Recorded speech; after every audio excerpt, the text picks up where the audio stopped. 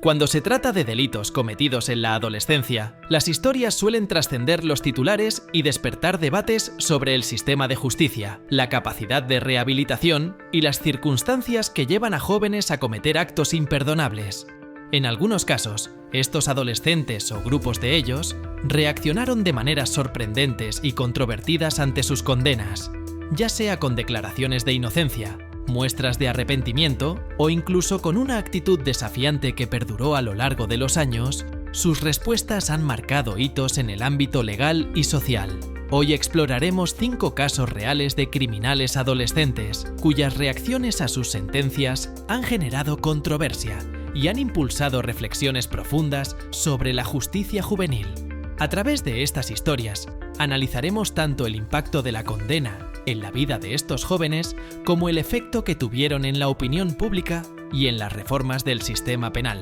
Prepárate para conocer relatos que van desde la lucha por la reivindicación y la búsqueda de justicia hasta la negación y el desprecio por el sistema que los condenó. Si bien algunos de estos casos involucran adolescentes que cometieron crímenes atroces y en ocasiones se mantuvieron en la defensiva o desafiaron públicamente la sentencia, otros resultaron ser víctimas de errores judiciales o de un contexto social y familiar complicado. Lo cierto es que cada historia nos obliga a cuestionar cómo se debe tratar a los jóvenes cuando la línea entre la delincuencia y la redención se vuelve difusa. Antes de comenzar, te invito a que te quedes hasta el final del video, donde se profundizará en cómo estos casos han influido en las políticas de justicia juvenil en distintos países. Activa la campanita y suscríbete para no perderte ninguno de nuestros análisis. West Memphis 3. En 1993, en West Memphis, Arkansas, 3 adolescentes, Damien Echols, Jason Baldwin y Jesse Misskelley Jr., fueron acusados y condenados por el brutal asesinato de 3 niños. Aunque la evidencia circunstancial y el clima de pánico contribuyeron a su condena, con el tiempo surgieron serias dudas sobre la veracidad del proceso. Durante los años de prisión, los 3 jóvenes mantuvieron una postura desafiante y a la vez llena de indignación. Desde el principio, ellos afirmaron su inocencia y denunciaron que fueron víctimas de un sistema judicial sesgado, influenciado por prejuicios sociales y el fervor mediático que etiquetó su caso como satanismo y culto ocultista. Sus reacciones no fueron pasivas. A lo largo de los años, tanto en entrevistas como en manifestaciones públicas, expresaron el dolor de haber sido condenados sin pruebas concluyentes y se convirtieron en símbolos de la lucha contra la injusticia. Con el paso del tiempo, nuevos análisis forenses y la presión de grupos de derechos humanos llevaron a la revisión de su caso. Finalmente, tras casi 2 décadas, fueron liberados mediante acuerdos judiciales, aunque la mancha de aquella condena injusta continúa marcando sus vidas y la percepción pública sobre el sistema de justicia juvenil. Este caso generó un debate nacional sobre la vulnerabilidad de los adolescentes frente a procesos judiciales acelerados y el impacto de la opinión mediática en la determinación de la culpabilidad. Central Park Five.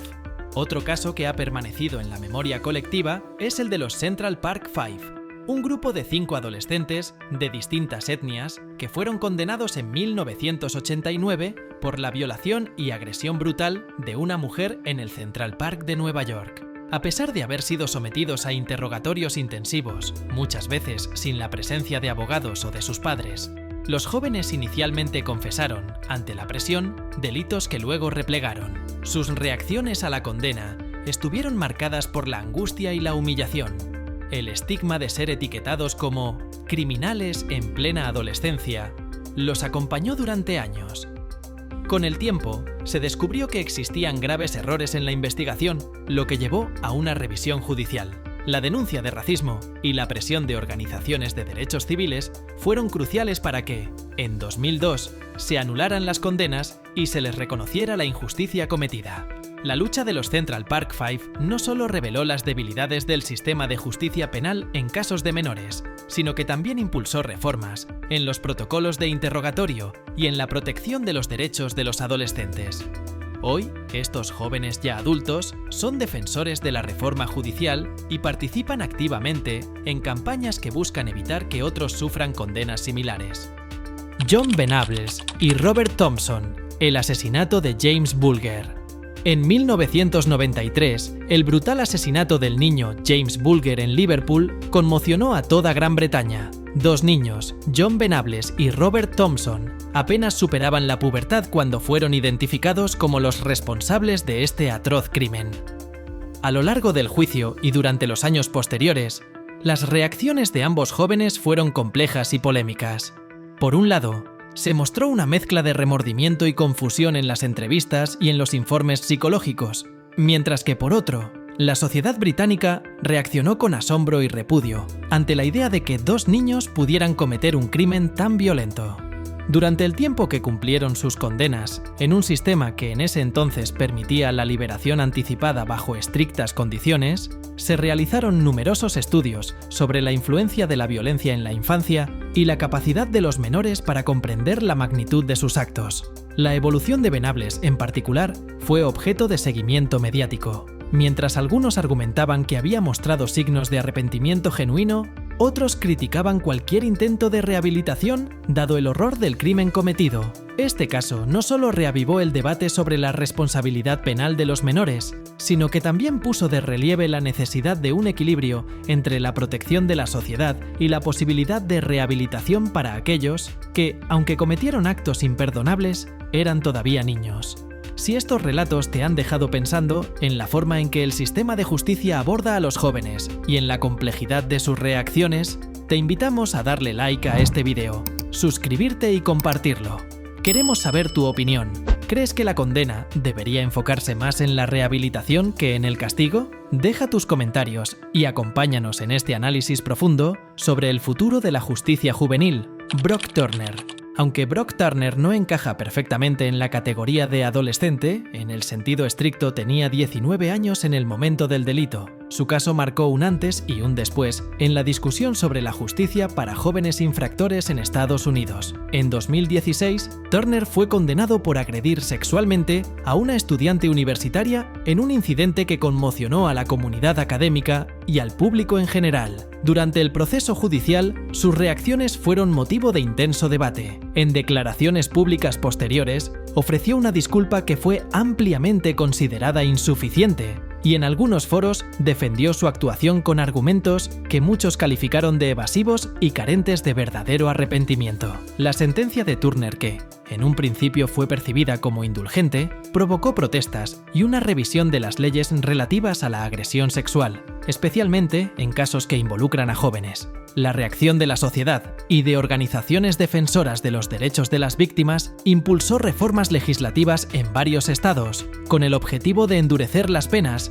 y garantizar una mayor protección para las víctimas. El caso de Brock Turner se convirtió en un símbolo de cómo la juventud, incluso en edades cercanas a la adultez, no puede escudarse en la inmadurez cuando se trata de agresiones graves, y cómo el sistema penal debe ser riguroso al abordar estos delitos. El caso Michael, un ejemplo de transformación y protesta interna. En los inicios de la década de los 2000, en un sistema judicial de una gran ciudad de Estados Unidos, se destacó el caso de un adolescente a quien por motivos legales y de confidencialidad llamaremos Michael. Este joven, de 17 años, fue condenado por participar en un violento asalto con resultado de muerte. La condena de Michael no solo sorprendió por la crudeza del delito, sino también por su inesperada reacción durante y después del proceso. En sus primeros días en prisión, Michael se mostró desafiante, negando categóricamente su responsabilidad y atribuyendo su conducta a influencias del entorno y a la falta de apoyo familiar. Sin embargo, con el tiempo y tras múltiples sesiones de terapia obligatoria y programas de rehabilitación, comenzó a manifestar un profundo cambio en su actitud. Durante entrevistas restringidas, Michael admitió que, aunque en el momento de cometer el delito no tenía la madurez suficiente para entender sus consecuencias, ahora reconoce el daño irreparable causado a la familia de la víctima.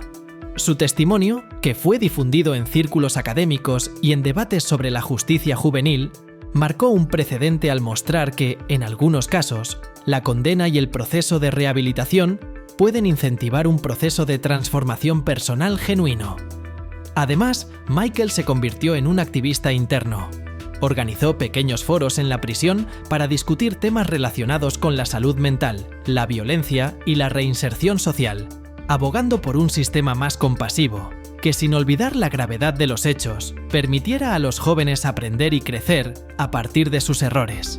Este caso, a pesar de su complejidad, ilustra cómo la reacción a una condena puede variar enormemente, pasando de la negación rotunda a un proceso de transformación interna que, en última instancia, abre la puerta a la posibilidad de redención. Cada uno de estos casos refleja realidades diversas y a menudo dolorosas que se entrecruzan en la problemática de juzgar a quienes, en su adolescencia, se ven envueltos en crímenes de alto impacto social. Desde la condena injusta de los West Memphis 3 y los Central Park 5, hasta el oscuro legado del asesinato de James Bulger y la polémica sentencia a jóvenes como Brock Turner y Michael, la respuesta de estos adolescentes, ya sea de protesta, arrepentimiento o transformación, ha generado un debate constante sobre la responsabilidad penal en la juventud.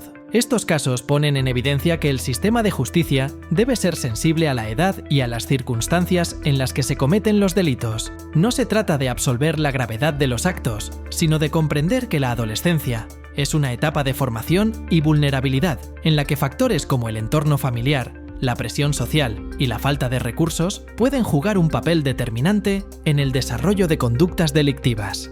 Las reacciones de estos jóvenes tras sus condenas han servido para impulsar cambios en la legislación y en los protocolos de intervención, buscando un equilibrio que permita sancionar sin destruir la posibilidad de reinserción y redención. Si bien algunos casos han quedado marcados por el estigma y la controversia, otros han abierto caminos para reflexionar sobre la importancia de la educación, la salud mental y el apoyo comunitario en la prevención de la delincuencia juvenil.